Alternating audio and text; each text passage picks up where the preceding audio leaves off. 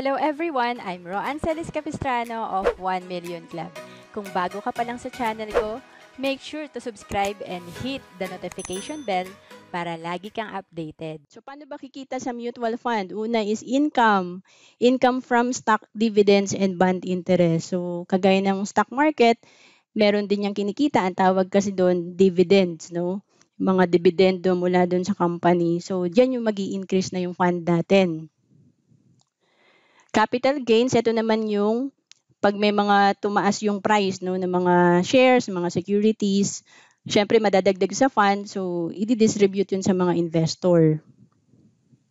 And increased NAV, ito naman yung investors can make money by selling mutual fund units at a price higher than they bought them. So kung nabili mo siya ngayon ng piso, and after 5 to 10 years, naging 2 pesos na siya, so ibig sabihin, kung bebenta mo siya ng nagdumoble na yung price niya, so kikita ka na, yun yung increased NAV or net asset value. So ano ba yung NAV? No? Kasi iba hindi pa alam yung net asset value. So ito yung, parang bumibili rin tayo ng item sa tindahan, may price siya. So ito yung measures the value of one share of the fund. So, para makompute yung price per share, assets minus liability. So, parang pagko-compute din ng net worth, no? So, yan yung NAV. So, may sample tayo dito. Kung piso lang yung net asset value per share, so, ibig sabihin nito, net asset value per share. Kung piso lang yan, may 1,000 pesos kang panglagay or pang-invest, divide by 1, so parang bumili ka nga ng item, meron kang 1,000 shares na nabili. So, a mutual fund's yield, share price, and investment return will fluctuate. It means investors may receive more or less than what they originally invested when shares are redeemed. Kaya nga importante mag-attend tayo ng workshop 3, no? Para mas maintindihan natin yung mga computation, may sample doon. And then, of course, hindi siya yung pag nag-attend ka na ng 1 hour na session, alam mo na lahat. So, ang maganda dyan para mas maintindihan natin, mag-invest talaga tayo and then at the same time, nag-a-attend tayo ng mga investment seminar. So before investing, consider any mutual funds investment objectives, risk, charges, and expenses. So again, anong type of investor ka ba? Kasi kung mga 60 plus ka na, syempre, wag ka na dun sa high risk, yung sinabi natin kanina, pwede ka sa bond fund, and then kung ikaw naman bata pa, 'di ba? Tapos hindi mo pa gagamitin yung fund mo, pwede ka dun sa equity type. So yan, may mga ano po tayo, i-consider tayo. So ito yung tinatawag na strategy, no, yung money cost averaging. So ibig sabihin lang nito, is a strategy to systematically purchase shares of a securities product to offset investment risk in a fluctuating market.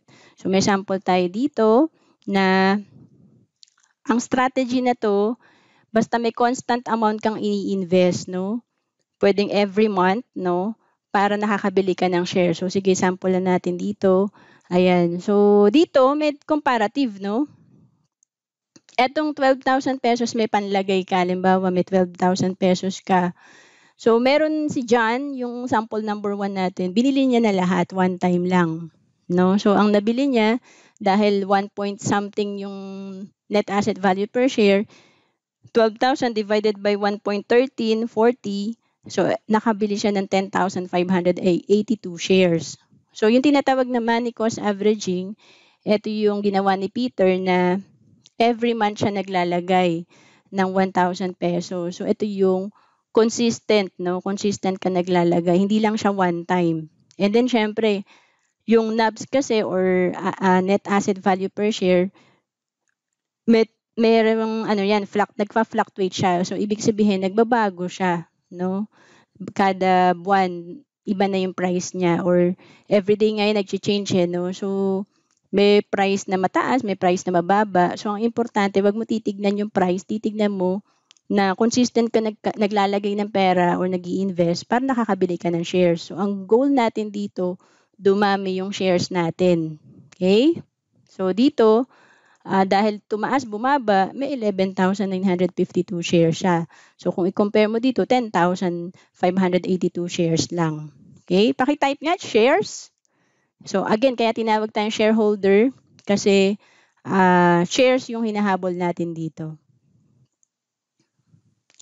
So money cost averaging does not guarantee a profit or prevent loss in a declining market. It is important to consider your ability to continue regular purchases through different economic conditions. So kahit saan naman siguro, no, ako halimbawa, hindi ka marunong mag-mutual fund. Kahit mag-ipon ka sa pag-iipon, hindi naman yayaman ka na isang beses mo lang siya ginawa. So halimbawa, ngayon 2023, nagawa mo siya consistently, every payday, nagtatabi ka ng 1,000 pesos, di ba? Pero next year, hindi mo na ginawa. So, hindi ka pa rin yayaman dun sa naipon mo for this year. Di ba? So, ganun din sa mutual fund. Mr. Juan, pwede ba yan? One time lang ako maglalagay. Tapos, nilagay mo pa 10,000 pesos lang, di ba?